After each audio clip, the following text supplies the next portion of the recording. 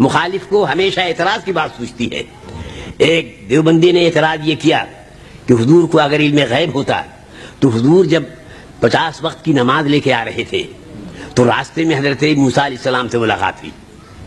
تو حضرت موسیٰ علیہ السلام نے پوچھا کہ پروردگار عالم کے یہاں سے آپ کی امت کے لیے کیا تحفہ ملا؟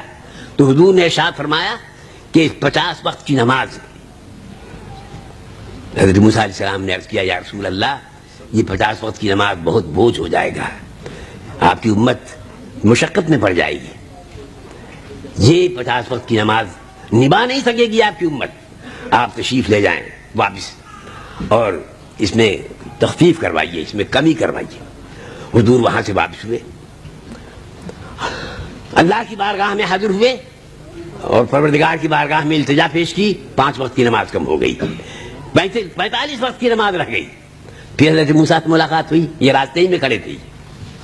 کہا حضور اب کتنی رہ گئی؟ کہا 45 وقت. کیا حضور یہ بھی بہت ہے, پھر تشریف لے جائیں. پھر حضور تشریف لے گئے. اس طرح سے 9 بار حضور تشریف لے گئے خدا کی بارگاہ میں. اس لامکان میں 9 بار تشریف لے گئے, اور 9 بار تشریف لے جانے میں یعنی 45 وقت کی نماز معاف ہو گئی. ایک مسخرہ کہہ رہا تھا کہ ایک بار اور حضور اگر چلے گئے ہوتے تو تبلیغی جماعت کی ضرورت نہیں پڑتی.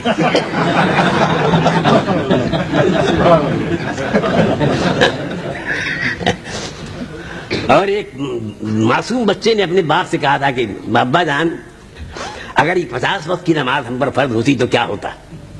آپ اپنا عصا لے کے آتے گھر میں اور آ کے رکھتے کونے میں, پھر آگے نماز اذان ہو جاتی, امی پوچھتی کہ کہاں جا رہے ہو؟ کہا نماز پڑھنے جا رہا. پھر آپ جاتے, پھر نماز پڑھ کے آتے, پھر آپ اپنا عصا رکھتے کونے میں, پھر اذان ہو جاتی, پھر امی پوچھتی کہاں جا رہے ہو؟ کہا نماز پڑھنے جا رہا ہوں. تو 24 وقت تو آپ کا نماز ہی پڑھنے میں آنے جانے میں ہوتے. مگر یہ اللہ کے پیارے حبیب کا احسان عظیم ہے کہ حضور نے 9 مرتبہ تشریف لے جا کر 45 وقت کی نماز معاف کروائی اور 5 وقت کی نماز رہ گئی.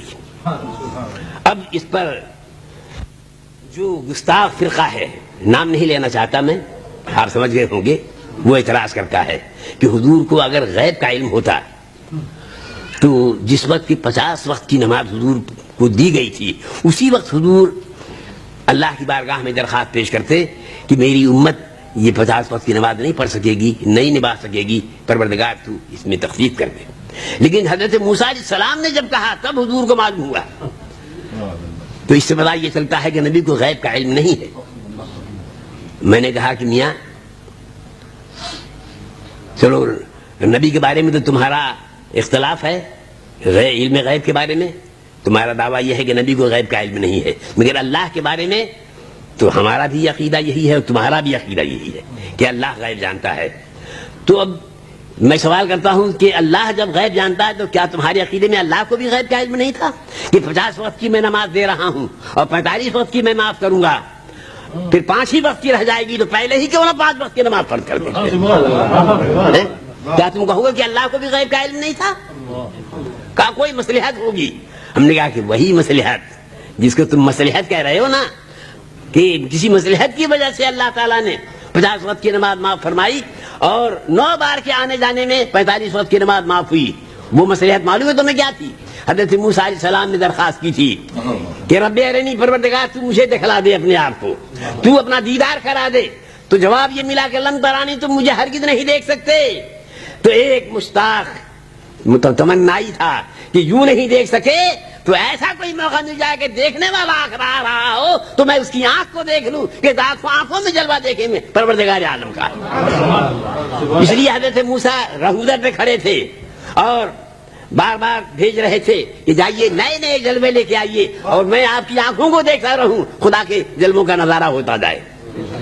اور ایک اس میں نقطہ اور بھی تھا کہ یہ بھی بتانا تھا حضرت موسیٰ علیہ السلام پر, یہ بھی واضح کرنی تھی کہ اے حضرت موسیٰ, آپ نے درخواست کی تھی مگر دیدار نصیب نہیں ہوا آپ کو, اور دیکھیے کہ مجھے بلانے کے لیے جبریل امین گئے تھے, اور اب تقرب کا عالم یہ ہے کہ اب کوئی بلانے والا نہیں ہے, میں خود جا رہا ہوں آ رہا ہوں، خود جا رہا ہوں آ رہا ہوں، خود جا رہا ہوں آ رہا ہوں۔ اعلیٰ حضرت فرماتے ہیں کہ قصر دنا تک ان کی رسائی، قصر دنا تک ان کی رسائی، آتے یہ ہیں جاتے یہ ہیں، آتے یہ ہیں جاتے یہ ہیں، آتے یہ ہیں جاتے یہ ہیں۔ پتہ یہ چلا کہ اللہ کے پیارے حبیب کو اللہ کے بارگاہ میں وہ تقرب کا مقام حاصل ہے کہ جبریل امین جیسا سفیر نہ بھی ہو تب بھی وہ تشریف لے جاتے ہیں، جا رہے ہیں اور آ رہے ہیں، جا رہے ہیں اور آ رہے ہیں۔